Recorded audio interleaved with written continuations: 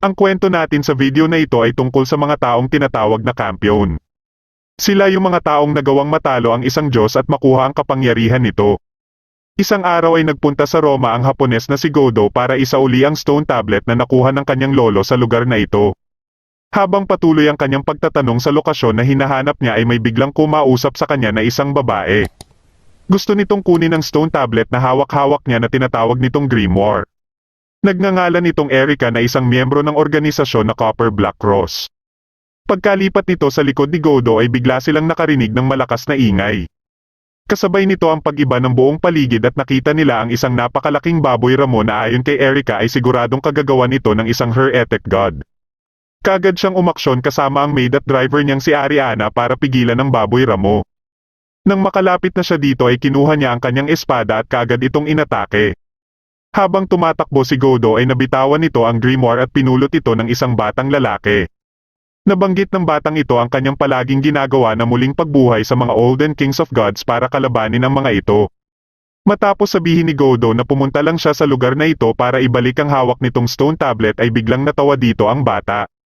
Natuwa ito kay Godo at napasabi ito na isang marangal na mandirigma si Godo. Nagpa siya ito na ibalik kay Godo ang grimoire at nang makita ni Godo ang nagliliwanag na puting kabayo ay biglang nawala dito ang bata. Pagkatilapo ni Erica dahil sa sobrang lakas ng baboy ramo ay nagawa ni Godo na mailigtas siya. May nabuo na mangipo-ipo sa paligid ng baboy ramo at dito na ito biglang nawala. Katapos nito ay napag-usapan nila Godo at Erica ang tungkol sa mga heretic gods. Ayon kay Erica ay ito umano ang mga nagbibigay ng mga sakuna sa mundo ng mga tao. Ngunit dahil mga Diyos ang mga ito ay tanging may mga magical powers lang ang nakakakita sa mga ito. At nagmimistulang sakuna lang sila sa mata naman ng ordinaryong tao. Nang mabanggit ni Godo ang pangalan na hinahanap niya na si Lucrecia Zola ay nagulat dito si Erica dahil ito umano ang dakilang salamangkero na kilala bilang Witch of Sardinia. Nagtataka si Erica kung bakit ibinigay nito sa lolo ni Godo ang grimoire. Ayon naman kay Godo ay posibleng dating kasintahan ng kanyang lolo si Lucrecia dahil alam niyang malapit ito sa mga chika babes. Nagpa siya si Erica na samahan si Godo papunta kay Lucrecia para isauli ang grimoire. Pagkadating nila sa bahay ni Lucrecia ay nagulat si Godo na bata pa din ang pangangatawan nito. Nalaman ni Erica mula kay Lucrecia na isa palang Prometheus grimoire ang daladala ni Godo. Natanong ni Lucrecia si Godo kung may nakausap pa ito na ibang tao maliban kay Erica. Nabanggit ni Godo na may isang bata siyang nakausap at biglang ibinalik ni Lucrecia ang grimoire sa kanya. Dahil nag-aalala si Erica na si Godo ang mangangalaga ng grimoire na ito ay sinabi ni Lucrecia na si Godo umano ang pinili ng Diyos para humawak nito. Nagpa siya silang manatili muna sa bahay ni Lucrecia at dito na magpalipas ng gabi. Kinabukasan ay nakakita na naman sila ng isang heretic god kaya nilapitan nila ito kaagad at nakilala ito ni Erica na si Melkor. Bigla itong tinamaan ng isang kidlat at nakita nila sa itaas ang may kagagawan nito. Pinuntahan ito ni Melkor para kalabanin kaya nagpa siya si Erica na sundan ito para pigilan ang magaganap na labanan ng mga ito. Dahil siguradong mabubura ang isla na ito kung hindi sila pipigilan. Habang papunta na sila ay naalala ni Godo ang mga sinabi ni Lucrecia sa kanya tungkol sa Prometheus grimoire. Ayon kay Lucrecia ay pwede niya umanong magamit ang kapangyarihan ng Diyos na ito na nasa loob ng grimoire na ito. Dagdag pa nito na nasa tabletang ito na din ang kapangyarihan ng White Stallion na incarnation ng ibang Diyos. May nakita silang anino na ayon kay Erica ay ito ang raptor na isa ding divine beast. Nakita na nila sa unahan sila Melkor at ang batang nakausap ni Godo nung isang araw na nagngangalang Verathronia. Isa itong ancient Persian warlord at ang god of victory na nalaman din ni Godo mula kay Lucrecia. Ayon dito na si Verathronia ang nagmamayari sa 10 incarnations kung saan isa dito ang White Stallion na nasa Prometheus grimoire. Nauna si Erica kina Godo at naghanda na din ang dalawang Diyos para maglaban. Nang mag-uumpisa na silang umatake ay biglang dumating dito si Erica para pigilan sila. Ayaw naman pareho ng dalawa na magpapigil kaya inatake ni Verathronia si Erica hanggang sa dumating din dito si Godo para iligtas si Erica. Katapos ay mabilis silang tumakbo para lapitan si Melkor. Gusto ni Godo na makipagtulungan kay Melkor para talunin si Verathronia. Inatake ni Verathronia si Godo ngunit prinotektahan ito ni Melkor. Inilabas ni Verathronia ang golden sword nito at inatake ang divine protection. Dito lang nalaman ni Godo mula kay Erica na may kakayahan ang golden sword na tumago sa divine protection. Nang masira ni Verathronia ang divine protection ay dito na ginamit ni Godo ang kapangyarihan ni Prometheus at napurohan nito si Verathronia. Hindi nito natablan si Veratronia ngunit nagawa naman ni Godo na maaga ang golden sword nito. Katapos itong malaman ni Erika ay hinalikan nito si Godo at biglang nagsilabasan ang maraming golden sword. Isa dito ang biglang umatake kay Veratronia na hindi na nagawang iwasan pa nito. Makalipas ang isang linggo ay nanaginip si Godo sa isang babae na nagpakilalang Pandora. Dahil sa ginawa niya kay Veratronia ay sinabihan siya nito na isa na siyang ganap na kampiyon o isang Godslayer at King of Kings. Nang magising siya ay mabilis siyang nagbihis para pumasok sa eskwelahan. Nandito din pala si Erika na nagpasyang sumama sa kanya at kasama din nito si Ariana. Pinipilit naman ni Godo na ipaliwanag ang lahat tungkol kina Erika sa kapatid niyang si Shizuka ngunit hindi siya pinaniniwalaan nito. Pagkadating niya sa eskwelahan ay naalala niya muli ang mga nangyari nung matagumpay nilang natalo si Veratronia. Bago tuluyang maglaho ni Veratronia ay sinabihan nito si Godo na huwag magpapatalo kahit kanino hanggang sa sumapit ang araw ng muli nilang pagtutuos. Maliban sa Golden Sword ay nakuha din ni Godo ang 10 incarnations ni Veratronia. Nalaman niya mula kay Tekagi na may bago silang kaklase at ilang sandali lang ay ipinakilala na ito ng kanilang guro na siyang si Erika pala. Sinabi ni Erika sa lahat na si Godo na ang nagmamayari sa kanya na ikinagulat naman ang kanyang mga kaklase. Dahil gusto ni Erika na magkatabi sila ng upuan ni Godo ay ginamit niya ang kanyang kapangyarihan para paalisin ang katabi ni Godo. Hindi pa din tumitigil si Erika na sabihin sa lahat ang tungkol sa kanila ni Godo kaya nagpa siya si Godo na hilahan si Erika palabas. Ngunit ibang babae pala ang nahawakan nito at ito pala ay si Yuri. Nalaman naman ng isa pang kampiyon na si Vauban mula sa alagad nitong si Liliana ang tungkol sa pagdating ng 7th kampiyon. Natanong naman ni Vauban ang kinaroroonan ng Divine Instrument ngunit dahil hindi pa matunto ni Liliana ang eksaktong lokasyon nito ay binalaan ito ni Vauban dahil nalalapit na ang Prophecy of the Starless Night. Sinamahan ni Godo si Yuri pauwi at alam din pala nito na si Godo ang 7th kampiyon. Dahil nababahala ito na baka magalit sa kanya si Godo ay paulit-ulit itong humingi ng tawad. Dumating dito si Tuma na miyembro ng History Compilation Committee. Nang makarating sila sa shrine na tinutuluyan ni Yuri ay dito na ipinaliwanag ni Tuma kay Godo ang kanilang trabaho na mag-imbestiga na may kinalaman sa mga Diyos at mahika. Habang ang katulad ni Yuri naman umano ang umaalalay sa kanila. Itinuturing din nilang isang hari si Godo kaya gano'n na lang din ang respeto ni Yuri dito. Nabanggit naman ni Tuma ang tungkol kay Erika at ng Copper Black Cross. Pagka-uwi niya ng bahay ay napaisip siya sa mga sinabi sa kanya ni Tuma tungkol sa pinaplano ni Erika at ng Copper Black Cross sa kanya. Kilala pala si Erika bilang Red Devil at may kutob sila Tuma na si Erika ang ginagamit ng Copper Black Cross para akitin ang bagong kampiyon o si Godo at madala sa organisasyon nila. Nandito din pala si Erika kaya sinabihan nito ni Godo na itigil na umano nito ang ginagawa nito sa kanya. Dahil dito ay nagpa siya si Erika na magsama sila ng isang araw para umano malaman ni Godo ang totoo niyang nararamdaman. Pumayag naman dito si Godo ngunit hindi niya akalain na sa Roma pala nila ito gagawin. Pagkaalis ni Ariana ay may biglang nagpakita dito na isang babae.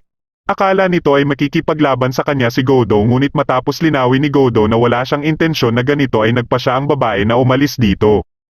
Dumating dito si Erika kasama ang ibang miyembro ng Society of Magicians ng Italia. Ayon kay Erika ay gusto umano ng mga ito na makita kung gaano kalakas ang bagong Godslayer. Dahil dito ay inatake nito si Godo para palabasin ni Godo ang kanyang kapangyarihan. Pinag-transform nito ang kanyang espada bilang leon at pagkasugod nito kay Godo ay napilitan si Godo na gamitin ang kapangyarihan ng second avatar na bull kaya nagkaroon ito ng sobrang lakas. Pagkasugod muli ng leon ay ginamit naman ni Godo ang 7th avatar na raptor na nagbigay sa kanya ng sobrang bilis. Muling pinag-transform ni Erika ang leon sa pagiging espada at nang naghahanda na siya sa pag-atake ay dito na inilabas ni Godo ang baboy ramo. Naiwasan ito ni Erika ngunit nagdire-diretso naman ito sa arena. Pagkababa ni Erika ay bigla siyang inatake ni Godo kaya nagpa siya na si Erika na sumuko. Napahanga ni Godo ang tatlong miyembro ng Society of Magicians at dahil sa nalalapit na Prophecy of the Starless Night ni Princess Alice ay nagpa siya silang ipagkatiwala kay Godo ang Divine Instrument. Nilinaw naman ni Erika na totoo ang nararamdaman niya kay Godo at hindi ito dahil sa organisasyon o sa pagiging kampiyon ni Godo. Naglabas ito ng Divine Instrument at hindi nila alam na nasa di kalayuan lang si Liliana at pinagmamatsyagan sila. Hindi naman alam ni Godo na sa bagay na ito pala nakasalalay ang kapalaran ng mundo. Isang araw ay pinuntahan ni Tuma si Yuri para humingi ng tulong dito para kumpirmahin ang isang pangyayari na may kinalaman kay Godo. Kaya nang makasalubong ni Yuri si Godo sa eskwelahan ay niyaya niya ito na mag-usap sila. Tinanong niya kay Godo kung totoo ba ang nasagap na balita ni Tuma na dinala niya sa Japan ang tinatawag na Gorgon Ian. Isa umano itong divine instrument na magdadala ng panganib sa mundo. Nang ilarawan ito ni Yuri ay nakuha kaagad dito ni Godo kaya ibinigay niya dito ang bagay na ibinigay sa kanya ni Erika nung isang araw. Dito na sinabi ni Yuri kay Godo na posibleng ang Japan ang sentro ng propsiya. Dahil hindi ito alam ni Godo ay pinag-usapan nila ito sa shrine nila Yuri. Ayon umano sa nasusulat na kung mabalik ng isang Diyos ang totoong anyo nito ay matatakpan ang kalangitan ng gabi na walang bituin at katapos ay mailalabas ang mundo patungo sa underworld. Dagdag pa ni Yuri na si Princess Alice ang may gawa ng propsiya na ito at ni minsan ay hindi pa ito nagkamali sa propsiya nito. Dumating dito si Erika at nakiusap kay Yuri kung pwede nitong gamitin ang spirit vision nito para tingnan kung may madedetect siya mula sa Gorgon Ian. Sinubukan ito ni Yuri at nakita niya ang Diyosa na nakausap ni Godo nung isang araw sa Roma na si Athena. Kaagad na kumilos sila Godo at Erika para puntahan si Athena. Pagkaakyat nila sa taas ng mga gusali ay dito na nagpakita sa kanila si Athena. Gusto ni Athena na makuha ang Gorgon Ian at nang malaman nito na hindi ito dala nila Godo ay umatake ito. Nagawa itong masangga ni Erika ngunit naikulong ito ni Athena sa divine protection.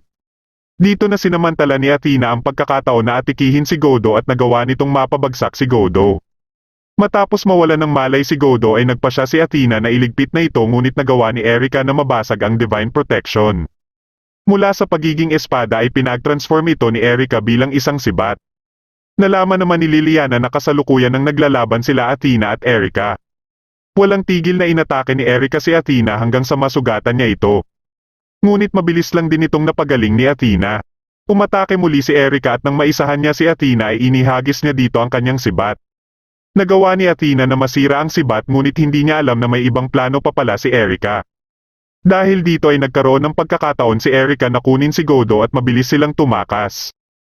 Hinarap naman ni Liliana si Yuri para kunin ang Gorgon Ian. Nalaman nito na may plano si Yuri na isil ang Gorgon Ian sa isang Diyos. Puwersahin na sana nito na kunin ang Gorgon Ian kay Yuri nang biglang dumating dito si Tuma at nagawang mailigtas si Yuri. Nang makita ni Godo ang incarnation ng Ram ay nagising na din siya matapos ang 2.5 oras na nawalan siya ng malay. Para makaisip si Godo ng paraan para matalo si Athena ay gusto niyang malaman ang mga impormasyon tungkol kay Athena. Dahil alam ito ni Erika ay ibinahagi ito lahat ni Erika kay Godo. Kabilang sa mga impormasyon na naibigay ni Erika ay ang kinalaman ni Athena kay Medusa. Ngunit hindi pa natatapos si Erika sa pagbabahagi ng impormasyon tungkol kay Athena nang makita nila ang syudad na napapalibutan na ng itim na usok. Kagagawan pala ito ni Athena na patuloy pa din ang paghahanap sa Gorgon Ian. Napansin nila Yuri na parang ito na yung sinasabi na Starless Night at ang muling pagbabalik sa totoong anyo ng isang Diyos na si Athena pala. Pinalabas na ni Athena ang kanyang mga nocturnal owl at habang nasa daan sila Godo ay nakita nila ang mga ito. Tinawagan si Godo ni Yuri na kasalukuyang naghahanda na para sa pagselyo ng Gorgon Ian. Sinabihan ni Godo si Yuri na kung may mangyari man na hindi maganda ay tawagin lang umano nito ang kanyang pangalan at dadating siya kaagad. Katapos nilang mag-usap ay nagpaalam si Tuma kay Yuri para maghanap ng tutulong sa pagselyo habang sila Godo at Erika naman ay nagpasyang tumakbo na lang papunta sa kinaroroonan ni Yuri. Alam ni Erika na may balak si Godo na gamitin ang incarnation ng The Wind sakaling tawagin man siya ni Yuri. Nakita nila ang ginagawa ni Athena at hindi nila alam na kasalukuyan na pala itong nasa kinaroroonan ni Yuri. Lumikha si Yuri ng barrier para pigilan si Athena na makuha ang Gorgon Ian ngunit nabasag lang ito ni Athena at buti na lang ay nailigtas siya ni Liliana. Muling umatake si Athena at sinubukan itong sanggain ni Liliana ngunit tumilapon lang sila ni Yuri sa sobrang lakas nito. Nabitawan ni Yuri ang Gorgon Ian dahilan para makuha ito ni Athena. Inumpisahan kaagad ni Athena na kunin ang kapangyarihan nito at matagumpay siyang nagawa ito. Dito na sinubukan ni Yuri na tawagin ang pangalan ni Godo at nang babagsak na siya ay dumating nga dito si Godo na ginamit ang incarnation ng The Wind. Nang mapansin ni Erika si Liliana ay nagpasya na itong umalis. Nang malaman nila Godo na ginamitan ni Athena ng Wind of Death si Yuri ay kinuha ni Godo ang kanyang golden sword para tanggalin ito kay Yuri. Pagka-atake ni Athena ay mabilis itong nasangga ni Godo at inatasan ni Godo si Erika na protektahan si Yuri dahil nagpasya na siya na tatalunin niya dito si Athena. Dinala niya si Athena sa dimensyon ng Golden Sword at kaagad na nag-umpisa ang labanan nilang dalawa. Naglabas si Athena ng mga ahas ngunit mabilis lang natalo ni Godo ang isa dito gamit ang mga Golden Sword niya.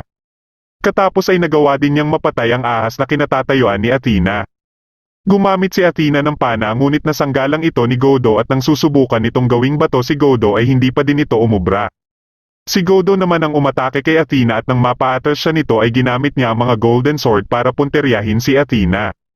Gumamit si Athena ng divine protection ngunit nang umatake muli si Godo ay mabilis lang itong nabasag. Dahil sa paghina ng golden sword ay nabalik na sila sa shrine. Dito na ginamit ni Godo ang kapangyarihan ng White Stallion at sinubukan itong sanggain ni Athena. Hindi alam ni Athena na may ibang plano pa pala si Godo at gamit ang sandata ni Erika ay nagawa siya nitong mapuruhan. Dahil dito ay hindi niya na napigilan ang White Stallion at dito na siya natalo. Pagkabangon ni Athena ay pinalis lang ito ni Godo dahil hindi kaya ni Godo na iligpit ito. Isang araw ay napanaginipan ni Yuri si Liliana at nakita niya din dito si Vauban. Habang naghahanda siya ng pagkain para kay Godo ay iniisip niya kung ano ang ibig sabihin ng panaginip na iyon at pamilyar din sa kanya ang mukha ni Vauban. Biglang dumating dito ang kapatid niyang si Hakari at alam nitong para kay Godo ang inihahanda niya kaya tumulong din ito sa kanya. Inimbestigahan naman ng History Compilation Committee ang lugar na pinaglabanan nila Godo at Athena. Nandito din si Liliana ngunit nang mapansin siya ni Tuma ay umalis din siya kaagad. Pagsapit ng tanghali ay ibinigay na ni Yuri kay Godo ang kanyang ginawa. Nalaman nila Erika at Godo na wala palang cellphone si Yuri. Dahil dito ay sinabihan ni Erika si Godo na samahan si Yuri na bumili ng cellphone. Dagdag pa ni Erika na kakailanganin nito ni Yuri para mas magampanan pa nito ang trabaho nito na gabayan si Godo. Katapos ng kanilang klase ay dumiretso sila kaagad sa bilihan ng cellphone. Habang nag-iisip si Yuri sa klase ng cellphone na bibilhin niya ay nakaramdam siya na parang may nakamatsyag sa kanila. Nang makauwi na si Godo ay sakto namang may tumatawag sa kanilang telepono. Matapos niyang marinig ang boses nito ay kaagad niya itong binaba. Tumawag naman ito sa kanyang cellphone at nagtaka siya na alam din nito ang kanyang numero. Ito pala ay si Salvatore na isa ding kampiyon katulad sa kanya. Matapos nilang mapag-usapan ang naging labanan nila ay nabanggit naman ni Salvatore si Vauban. Dito lang nalaman ni Godo na kasalukuyan pala itong nasa Japan. Gusto ni Salvatore na labanan ito ni Godo para umano mas lumakas pa si Godo para sa muli nilang paghaharap ngunit kaagad siyang binabaan ni Godo. Habang naliligo naman si Yuri ay narinig niya na may tumawag sa cellphone niya ngunit nagulat siya nang makita si Liliana na kaagad siyang pinatulog. Nang magising siya ay nasa isang silid na siya kung saan nandito din si Vauban. Balak nito na gamitin si Yuri dahil kailangan niya ang kapangyarihan nito sa kanyang pinaplano. Nalaman naman kaagad nila Godo ang pagkakadukot kay Yuri at ayon kay Tuma na si Vauban ang may gawa nito. May kutob si Tuma na dahil siguro ito sa naging kinalaman ni Yuri 4 na taon na ang nakakaraan. Matapos malaman ni Yuri ang plano ni Vauban na muling magtawag ng Diyos ay kaagad siyang tumutol dito. Dito na pinalabas ni Vauban ang kanyang mga dead servants. Ito ang mga niligpit niya na ginawa niyang mga tauhan at handa siyang pagsilbihan habang buhay. Ginamit naman ni Yuri ang kanyang spirit vision at nakita niya ang Egyptian god na si Osiris na tinalo ni Vauban. Mabilis na natunto nila Godo ang kinaroroonan ni Yuri dahil manatyagan pala ni Erika si Liliana. Pagkapasok nila ng gusali ay inatake kaagad sila ng mga alagad ni Vauban. Nalaman ito kaagad ni Vauban at matapos matalo nila Erika ang ibang dead servants ay nakaharap naman nila ang isang ancient witch. Nagpalabas ito ng golem at dahil alam ni Erika kung paano ito matatalo ay mabilis lang niya itong natalo. Nalaman naman ni Yuri mula kay Liliana na nasa gusali na sila Godo. Kaya naisip din ni Liliana na natutuwa din si Godo sa pakikipaglaban katulad kay Vauban. Ngunit naniniwala si Yuri na naiiba si Godo sa ibang kampiyon. Ilang sandali lang ay nakarating na din sila Godo at Erika sa silid na kinaroroonan ni Vauban. Matapos sabihin ni Godo ang pakay niyang bawiin si Yuri ay sinabi naman ni Vauban na bukas siyang makipagnegosasyon. Iminungkahi nito kay Godo na palitan na lang si Yuri ng katulad nito na kayang magtawag ng Diyos o pwede ding Diyos mismo basta karapat-dapat nakapalitan ni Yuri. Iminungkahi naman ni Erika kay Godo na sundin na lang ang payo ni Salvatore. Sinabi ni Erika kay Vauban ang mga sinabi ni Salvatore kay Godo ngunit may halong kasinungalingan na para asarin si Vauban. Bagamat naiinis na si Vauban ay hindi pa din ito tinatanggal ang pakikipagnegosasyon. Inilabas nito sila Yuri at inalok si Godo sa isang laro sa pagitan lamang nilang dalawa. Ito ay isama nila Godo si Yuri para dalhin kung saan man lugar at kung makaligtas sila kay Vauban hanggang pagsikat ng araw ay panalo na sila. Mag-uumpisa lang kumilos si Vauban pagkatapos ng 30 minuto simula pagkaalis nila ng gusali. Kahit tinanggap nila ang hamon ni Vauban ay alam pa din nila na hindi ito matatapos hanggat hindi mismong direktang lalabanan ni Godo si Vauban. Sumapit na ang 30 minuto at napansin din nila kaagad ang mga alagad na lobo ni Vauban na nakabuntot sa kanila.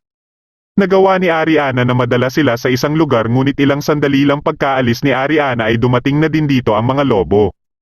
Gagamitin na sana ni Godo ang kanyang kapangyarihan ngunit pinigilan siya ni Erica at ito na ang nagligpit sa mga lobo. Dumating naman kaagad dito si Vauban at inilabas ang mga dead servants niya. Ginamit ni Godo ang White Stallion na kaagad inubos ang mga dead servants. Nagtransform naman si Vauban sa pagiging lobo at nilamon lang nito ang atake ni Godo. Muli itong nagpalabas ng mga dead servants at nilabanan nito ni Erica. Nagpa siya si Godo na umatras muna at sinabihan nito si Erica.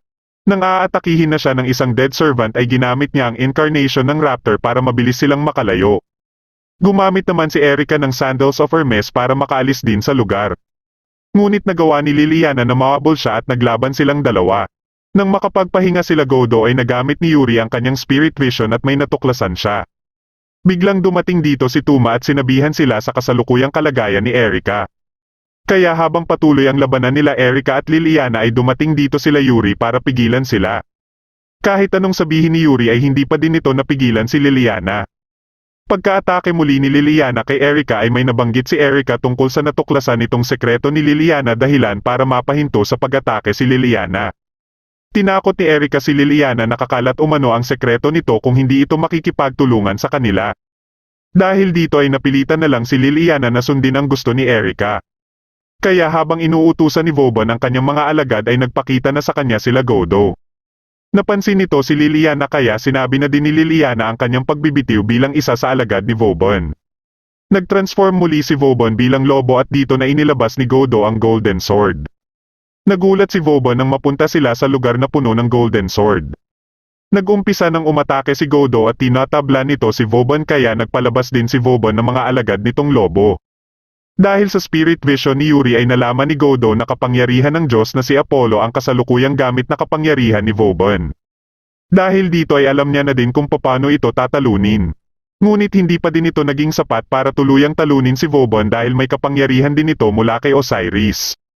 Muli itong nagpalabas ng mga dead servants nito kaya tumulong na din dito sila Erica at Liliana.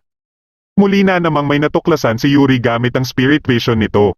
Kaagad nitong sinabihan si Godo sa dapat gawin sa Golden Sword para talunin si Osiris. Ngunit alam ni Erica na wala pang masyadong impormasyon si Godo kay Osiris dahilan para hindi pa nito maayos ang dapat gawin sa Golden Sword. Kaya nilapitan ni Yuri si Godo para bigyan ito ng impormasyon tungkol kay Osiris. Matapos makuha ni Godo ang mga impormasyon na dapat niyang malaman tungkol kay Osiris ay muli silang bumalik sa dimensyon ng Golden Sword. Dahil alam na ni Godo ang dapat gawin sa Golden Sword para talunin si Osiris ay nakalikha siya ng atake para dito. Akala nila Erica na nagtagumpay si Godo ngunit nalaman kaagad ni Godo na hindi pa tapos ang laban.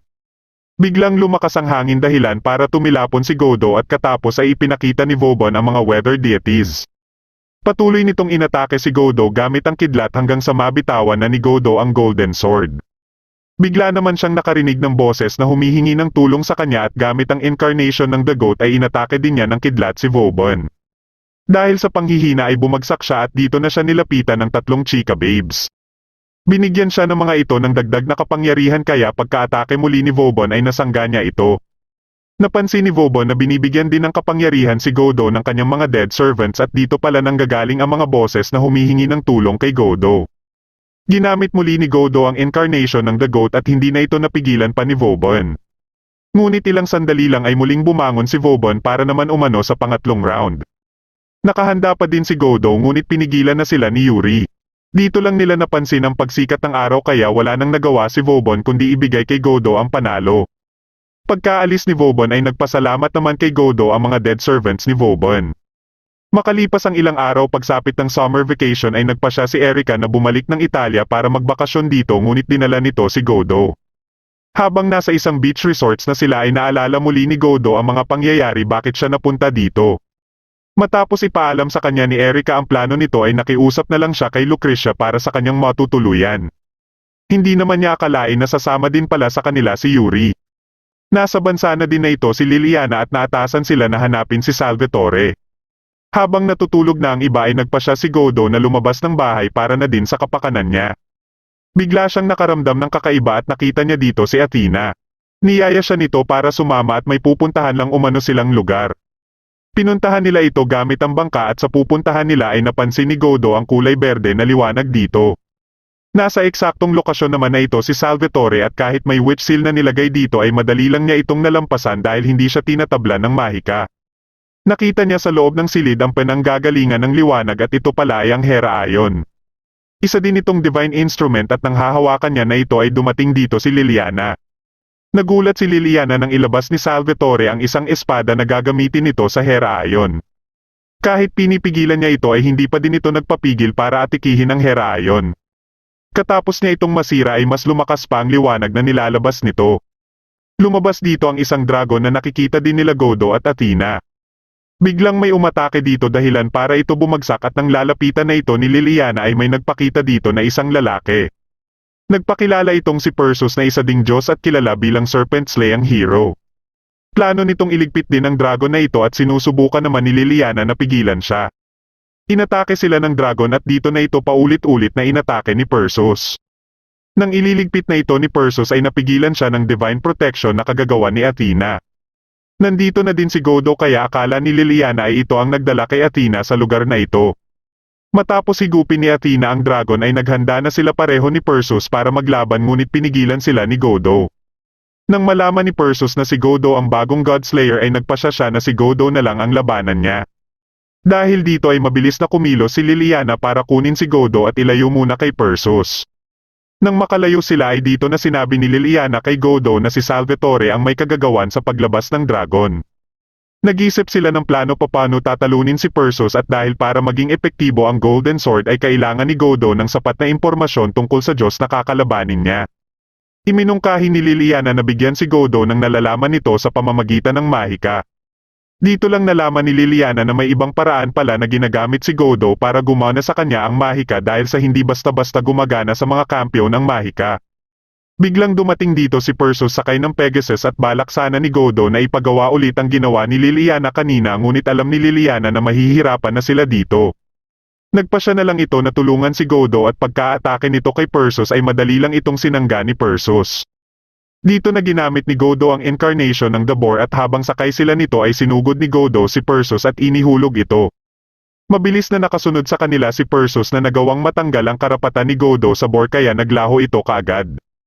Katapos ay inatake sila nito gamit ang pana kaya nagpasya si Godo na gamitin ang incarnation ng raptor para pigilan si Perseus. Ngunit bigla na namang nawala ang kapangyarihan nito dahilan para matamaan siya ni Perseus at kaagad na bumagsak. Nang nilapitan ito ni Liliana ay plano pa sana itong atikihin ni Perseus nang biglang dumating dito si Athena at inatake si Perseus. Ayon kay Athena ay mas interesante si Godo tuwing nabubuhay ito muli. Dahil dito ay nagpasya na lang si Perseus na umatras muna at bago din umalis dito ni Athena ay nagbigay ito ng mensahe kay Liliana para kay Godo. Muling nakausap ni Godo si Pandora Señales na muli na naman siyang namatay. Nang magkamalay siya ay nasa tabi niya si Liliana at ayon dito ay nasa isang base sila ng Bronze Black Cross sa Naples. Dumating dito si Karen na isang apprentice mage ng Bronze Black Cross. Binanggit nito ang impormasyon na nakuha nito kay Ariana na kasalukuyan din silang nasa bansa kasama sila Erica at Yuri. Nalaman naman kaagad nila Erica ang kinaroroonan ni Godo at ang pakikipaglaban nito sa isang heretic god. Ngunit hindi nila makontak si Godo dahil biglang nawala ng kuryente at signal sa kinaroroonan nila. Napag-usapan nila Godo kung bakit nagawa ni Perseus na matanggal ang incarnation. Naisip ni Liliana ang lugar na Persia kung saan may kinalaman din dito si Veratronia. Habang nagpapahangin si Godo sa balkonahe ng gusali ay nakita niya ang isang libro. Isa pala itong nobela at habang binabasa ito ay naiisip niya ang mga pangyayari. Hindi niya alam na si Liliana pala ang nagsulat nito at ito ang pinakatatagong sekreto ni Liliana. Dahil nabasa na ito ni Godo ay gusto niya na nailigpit ito dahil alam na nito ang kanyang sekreto.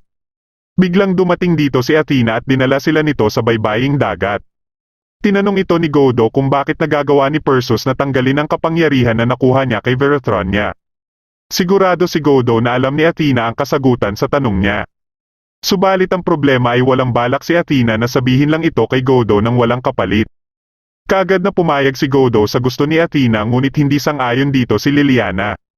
Nawalan kaagad ng gana si Athena at sinabihan na lang si Godo na hanapin siya kung magbago ang kanilang isip. Habang pabalik na sila ay nanghihinayang si Godo sa oportunidad na nasayang.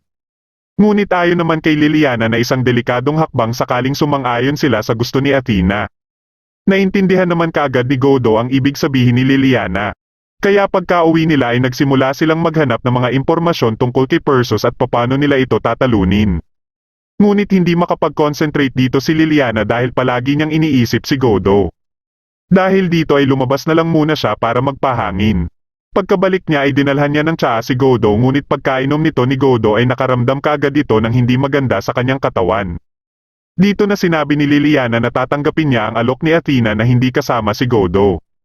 Pinuntahan ni Liliana si Athena para makipagnegosasyon dito kapalit ng impormasyon tungkol kay Perseus. Nang mabanggit ni Athena ang leader of the ancient east ay nakita niya si Perseus hawak-hawak ang ulo ni Medusa. Bigla siyang nilapitan ni Athena ngunit dumating naman dito si Godo. Nakaisip si Godo ng magandang sasabihin para mapapayag si Athena na magbigay pa ng ibang impormasyon. Nang mabanggit nito ang salitang imperyo ay nakuha kaagad ni Liliana ang ibig sabihin nito. Pabagsak na sana si Godo dahil sa hindi magandang nararamdaman nito at buti na lang ay nasalo pa ito ni Athena. Matapos itong ipahawak kay Liliana ay umalis na siya dito. Pinuntahan naman ni Salvatore sila Erica para siguraduhan na hindi makakapunta ang mga ito kay Godo. Gusto nito na walang tutulong kay Godo para umano mas lumakas pa ito. Siya din pala ang may kagagawan kaya nawalan ng kuryente at signal sa lugar. Nang bumalik na ang lakas ni Godo ay pinadalhan naman sila ng mensahe ni Perseus para hamunin muli si Godo sa isang laban. Bago magsimula ang kanilang laban ay nagsalita muna si Perseus sa harap ng mga tao para ipaalala muli sa mga ito na siya ang nagligpit kay Medusa. Katapos ay sinimulan na nila ang kanilang laban at ginamit ni Godo ang incarnation ng The Bull. Nasa di kalayuan naman si Salvatore at pinapanood ang labanan ng dalawa. Kahit anong ihagis ni Godo kay Perseus ay madali lang itong hinihiwa ni Perseus. Gumamit si Perseus ng isang mahika na nagdahilan para hindi na magamit ni Godo ang 10 incarnations. Katapos ay kagad itong umatake kaya napurohan nito si Godo. Mabilis namang tiningnan ni Liliana ang kalagayan ni Godo.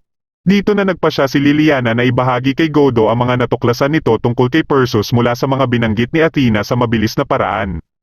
Aatakihin na sana muli ni Perseus ang kinaroroonan ni Godo nang inumpisahan ng gamitin ni Godo ang Golden Sword.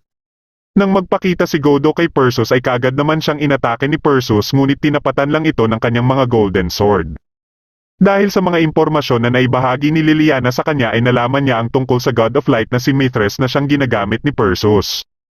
Ito ang dating master ni Verathronia kaya nagagawa niyang ma-disable ang kapangyarihan ni Verathronia. Tinipon niya ang ibang mga Golden Sword papunta sa hawak niyang Golden Sword kaya mas lumaki pa ito.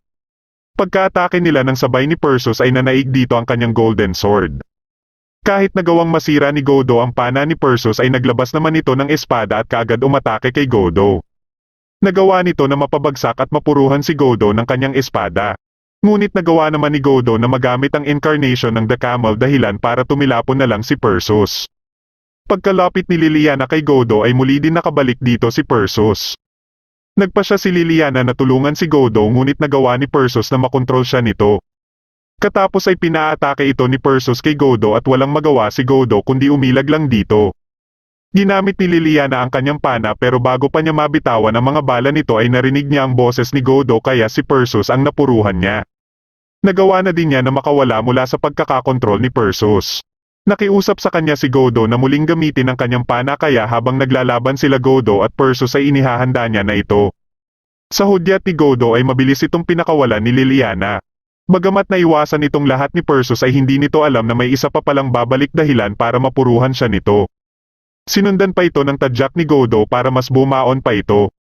Katapos ay ginamit naman ni Godo ang incarnation ng The Boar at dito na nila natalo si Perseus. Dahil sa panghihina at mga pinsalang natamo ni Godo ay bumagsak ito. Nagawa pa ni Perseus na makatakas ngunit napansin niya na may sumusunod sa kanya. Sinubukan niya itong atikihin ngunit naunahan siya nito. Dito na ito nag-transform bilang ahas at kinain ng buhay si Perseus. Ilang sandali lang ay dumating naman dito si Salvatore at tanging espada at nagtalsikang dugo ni Perseus na lang ang naabutan nito. Kinabukasan habang nagpapagaling si Godo ay binisita naman siya nila Erica at Yuri. Nilinaw ni Liliana sa mga ito na pagsisilbihan na din niya si Godo. Pagkabalik nila ng Japan ay nagpasya si Liliana na sumama sa kanila at mag-aral na din dito. Naging kaklase din ito nila Godo at ginamit din nito ang kapangyarihan nito para makatabi kay Godo. Dahil dito ay nadagdagan na naman ang bilang ng mga chika babes ni Godo. Isang araw ay nakita ni Godo ang isang sulat sa mesa niya na pinapapunta siya sa tea club room katapos ng klase. Dahil nakita din ito ni Liliana ay nagpa siya itong samahan siya. Pagkabukas nila ng pinto ay bumungad sa kanila ang isang babae at kasama din nito si Yuri. Nagpakilala itong si Ina at katulad kay Yuri ay isa din ito sa naatasan na magbantay kay Godo. Habang nag-uusap-usap sila tungkol sa tatlong chika babes na ni Godo ay hindi nila namalayan na nasa loob ng silid na pala si Erika. May ideya ito sa pakay ni Ina kaya inanyayahan nito si Ina para mag-usap sila ng silang dalawa lang. Habang nag-uusap ang mga ito ay nasa gate ng eskwelahan naman sila Godo para hintayin sila Erika. Matapos ang ilang minuto ay dumating na si Erika at dahil nagugutom si Godo ay naisipan nito na kumain muna sila. Niyaya din nito sila Yuri at Liliana ngunit parehong tumanggi na sumama ang dalawa. Isang araw ay niyaya ni Erika si Godo na lumabas na sila lang dalawa. Pagsapit ng hapon ay binalikan nila ang lugar kung saan nilabanan nila si Athena. Ilang sandali lang ay dumating naman dito si Ina. Hindi alam ni Godo na may usapan din pala sila Erika at Ina na magkikita sila ngayong araw para maglaban. Matapos ilabas ni Erika ang kanyang espada ay inilabas din ni Ina ang kanyang sandata at naramdaman ito ni Yuri na kasalukuyang kasama ni Liliana. Mabilis na umalis si Yuri at nag-umpisa na ding maglaban ang dalawa. May balak pala si Ina na iligpit si Erika dahil gusto nito na isang Hapones din at hindi ibang lahi ang dapat palaging kasama ni Godo. Pagka-atake nila ng sabay ay nagulat sila nang pumagitna sa kanila si Godo para uwatan sila. Dito na inilabas ni Ina ang totoo niyang kapangyarihan ngunit bago pa ito maka-atake ay pinigilan kaagad ito ni Godo. Biglang may lumitaw na isang uri ng mahika sa kinatatayuan ni Godo at mabilis na nilaman nito si Godo. Kaagad namang inatake ni Erika si Ina at nalaman ni Erika mula kay Ina na posibleng dinala umano si Godo sa netherworld ng tagapag-alaga nito. Kung saan ito ang namamagitan sa buhay at kamatayan at alam din ito ni Erika. Dahil dito ay nagpa siya si Erika na pumasok din dito para sundan si Godo ngunit wala namang balak si Ina na tantanan si Erika. Habang naglalakad-lakad si Godo sa netherworld ay may nakita siya ditong isang bahay. Bigla niyang narinig ang boses ng isang lalaki na pinapapasok siya sa bahay na ito. Pagkapasok niya ay nakita niya ang lalaki na nagpakilalang si Makoto at siyang nag-alaga kay Ina. Nagpatuloy naman ang labanan nila Erika at Ina sa lugar na ito. Napansin ni Erika na parang hindi nanghihina si Ina at ayon kay Ina ay dahil siguro tinutulungan siya ni Makoto. Habang nag-uusap sila Godo at Makoto ay biglang sumakit ang ulo ni Godo nang mabanggit ni Makoto si Pandora. May nakuha din siyang impormasyon tungkol kay Makoto at nagulat siya nang makita ang Golden Sword. Ayon kay Makoto na dahil may memorya ang Netherworld sa nakaraan, kasalukuyan at hinaharap ay nakukuha din ito ni Godo nang hindi sinasadya. Nang matanong ni Godo si Makoto tungkol kina Erika at Ina ay ipinakita nito na kasalukuyang naglalaban ang dalawa. Ginamit ni Ina ang kapangyarihan ng ama no Murakumo at katapos ay hinigop nito ang mana ni Erika. Naramdaman din ni Liliana ang kapangyarihan na nanggagaling dito at nalaman na ni Yuri ang kinaroroonan nila Godo. Nang malaman ni Liliana na nasa Netherworld sila Godo ay may naisip siyang paraan para maibalik ang mga ito ngunit kulang sila sa kagamitan. Dumating dito si Tuma at sinabihan sila na pwede silang tumulong para maibalik si Godo. Dagdag pa niya na kailangan ng makabalik ni Godo dahil sa mga kakaibang pangyayari na kasalukuyang nagaganap sa iba't ibang lugar. Bigla na lang may namumuong kadiliman sa iba't ibang panig ng mundo at mas lumalawak din ang mga ito. Pagka-atake ni Ina kay Erika ay nagulat si Erika nang makita si Godo na sinasangga ito. Alam ni Godo na hindi na ito si Ina na kaagad naman itong nagpakilala bilang si Amano Murakumo. Dahil sa impormasyong nalaman ni Godo tungkol dito ay nagawa niya kaagad na magamit ang Golden Sword. Naglaban silang dalawa at nang mapansin ng kalaban na bumibgay na ang katawan ni Ina ay mabilis itong umatras. Tinulungan naman kaagad ni Godo si Erika at naisip niyang dalhin ito kay Makoto. Ngunit habang sinusubukan niyang pumunta sa kinaroroonan ni Makoto ay hindi niya ito magawa at sa halip ay sa iba't ibang lugar sila napupunta. Kahit anong subok ni Godo ay hindi niya pa din ito magawa. Nang mapunta sila sa baybaying dagat ay biglang napunta si Godo sa isang lugar na puro puti ang paligid. Nagpakita sa kanya dito si Veratrania at may kinuha siya dito. Pagkabalik niya kay Erika ay ginamit niya dito ang Incarnation of Youth para mailigtas ito. Nang sinisimulan na nila Yuri at Liliana na maibalik sila Godo ay may biglang dumating dito. Nagpakita naman kina Godo at Erika ang ama no Murakumo kasama si Ina. Nilabanan ito ni Erika at ilang sandali lang ay nagising na din si Ina. Pagka-atake ng kalaban kay Godo ay sinangga ito ni Erika at ginamit ni Godo ang Raptor para makalapit kay Ina. Puwersa itong tanggalin ni Godo at matagumpay siyang nagawa ito. Dahil dito ay nadagdagan na naman ang bilang ng mga chika babes ni Godo. Bigla silang nakarinig ng boses ng isang babae at napunta sila sa kinaroroonan nila Yuri at Liliana. Nakita nila ang ama no Murakumo na hinihigop ni Athena ngunit nagulat sila nang may magpakita pang isang Athena. Ayon kay Godo ay ito umano si Metis na asawa ni Zeus at ina ni Athena. Nalaman niya ang tungkol dito habang nasa bahay siya ni Makoto. Sinabi sa kanya ni Makoto lahat ng impormasyon tungkol kay Metis at ang balak nitong gawin sa mundo. Dahil dito ay muli nilang naalala ang propsiya ng Starless Night. At ang Athena pala na tinutukoy sa propsiya ay si Metis. Katapos sila nitong patamaan ng mga kidlat ay inatake nito si Godo na mabilis na iligtas ni Athena. Nakiusap si Erika kay Godo na dalhin si Athena dahil kung lamunin umano ni Metis si Athena ay manganganib dito ang mundo. Sang-ayon naman dito sila Liliana at Ina at para din makarecover muna si Godo bago ito makipaglaban kay Metis. Sakto namang dumating dito sila Tuma at Ariana kaya sumakay na sila dito. Hindi nila inaasahan na magpapaiwan din pala si Yuri dito. Pagkabangon muli ni Metis ay mabilis nitong inatake si Erika.